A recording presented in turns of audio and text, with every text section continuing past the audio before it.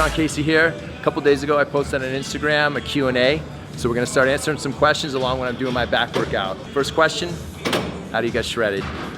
That's 3 things, man. Your training, your nutrition, additional cardio, and a positive mindset.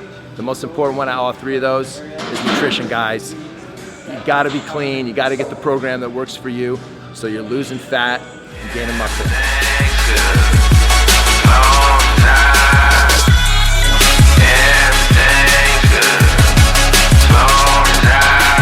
Growing impatient, be patient, telling myself hard work reap results. Yeah, it's good for the health.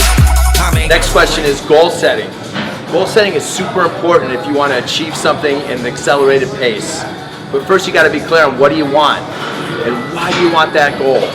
You got to tie the thought with the emotion and then see yourself having it, man. So the first thing is get clear in your mind, what do you want? Second thing is write it down on paper. The magic happens when you write something on paper. And third thing is read it. Read it all day. Read it before you go to bed.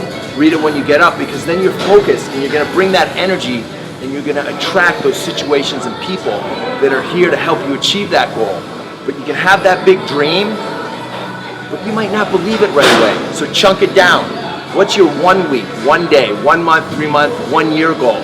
Chunk it down like that, and then as you start achieving those goals, you build that confidence, and then you know those bigger goals are gonna be just as easy for you to attain, or whatever that thing is you wanna be or have. So the first thing is, write it down. Get clear on what you want. Tie the emotion into it. The more excited and passionate about it, the more of a desire you have within yourself, you're gonna bring it into your life. And then when something feels right, take action. You gotta reinforce your thoughts and your emotions and tie it in together. And little by little, you just keep growing and growing, man. Life's fun. We never fall short. Half ratchet, half conscious. Yeah, I'm always in thought, always in motion. All this inertia turns a tight little circle to a bubble that's bursting. Black cheddar, header with jackets. Meet me after launch pad, flying on that shit. You so stuck on that. Next question is, I've been fighting depression the last 6 months. I don't know what to do. Hey man, I've been there. This is a great question for me because there's been several times in my life, man, where I didn't want to get out of bed. And I've been in a dark place. But what I started doing is the first thing I started doing was moving. And for me, it was just getting fresh air, it was walking, eventually doing cardio every time I woke up to start my day because it got my brain feeling really, really good, the dopamine receptors. Second thing, I started writing down all the things that make me feel happy, give me a happy feeling, to get me excited. Even if it was something that I did a long time ago, but it really was discovering what makes me happy and what gets me excited about life. And then I started doing one of those things a week to just get me feeling good, and I kept building on that. So that's what I'll say to you. Get up and move and breathe and get in the fresh air, get some cardio.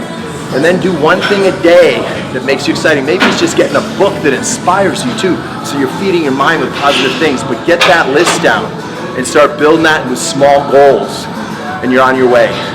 Okay, next question. If you could change anything from the past, what would you change? If I had to change anything with my past, it wouldn't be anything, guys. Everything I've gone through, everything I've persevered through, my challenges, my wins, my victories, my failures, it's maybe who I am today. I've learned so much about life and myself going through my process. So where I am today, I wouldn't change a thing, man. Bet one day these things we do will add up. Yeah, everything I said will matter. Look, all that shit you talk is blabber. That child I don't fuck with, now we stay up. Next question is, what inspired me to do bodybuilding? 2 answers. One was Arnold Schwarzenegger. After I read his life story as a teenager, I was super inspired. Second thing was my self-esteem and confidence. I always built easily. So going bodybuilding was like going to another level, and I knew I could achieve that, and that's something that made me feel really good about myself, guys. Next question is from someone that watched part 1 and part 2 of my life story on YouTube, and the question is, did I go through more struggles than I discussed in my story? And the answer is yes.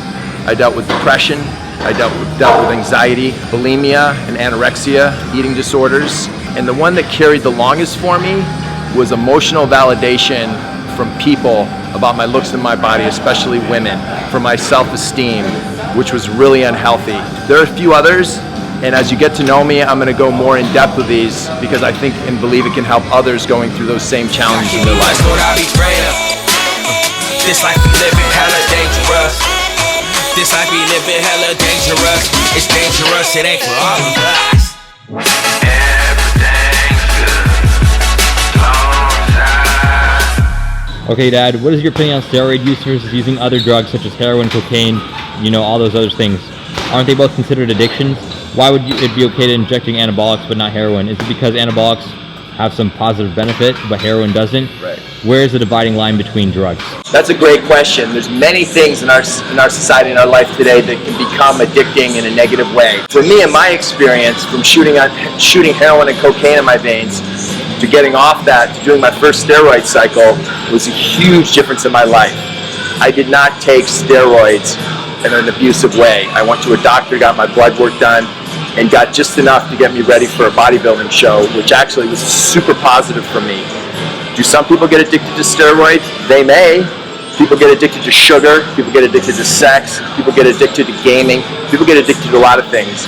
But for me, my experience was, it was a positive one, from getting off hardcore drugs that were gonna kill me to some supplementations that were enhancing me for bodybuilding and sports performance. We weren't able to finish our back workout at Gold's, so we grabbed some food. We're back here at the Washington Square, and I'm ready to answer some more questions. So the next question is keys to success.